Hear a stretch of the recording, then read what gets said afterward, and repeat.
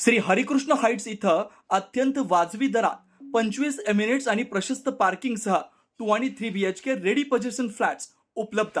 बुकिंगसाठी संपर्क पार्श्वनाथ प्रोजेक्ट 9090 78 78 33।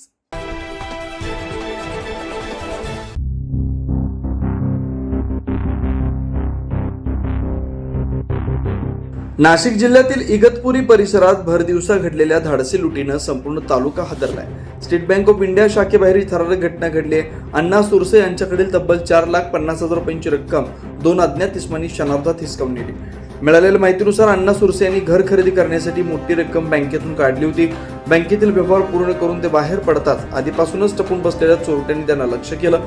दुचाकीवरून आलेल्या या 2 इसमांनी कोणती भीती न बाळगता भर रस्त्यातच सुरसे यांच्या हातातील पैशांची पिशवी हिसकावली आणि काही काळाच्या आतच घटनास्थळावरून वेगानं पळ काढला। संपूर्ण घटना इतक्या झपाट्याने घडली की परिसरातील नागरिकांना काही समजण्याआधीच संशयित आरोपी फरार झाले।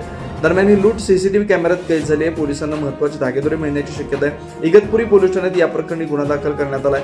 आरोपींचा शोध घेण्यासाठी विशेष पथक कार्यरत झालंय। मात्र भर दिवसा बँकेसारख्या सुरक्षित समजल्या जाणाऱ्या ठिकाणाबाहेरच अशी घटना घडलेला नागरिकांमध्ये भीतीचं वातावरण निर्माण झालंय। या घटनेनंतर बँक परिसरातील सुरक्षेचा प्रश्न पुन्हा एकदा ऐरणीवर आलाय। पोलिसांनी नागरिकांना सतर्क राहण्याचं आवाहन केलंय। 9 न्यूज महाराष्ट्र ब्युरो, इगतपुरी, नाशिक।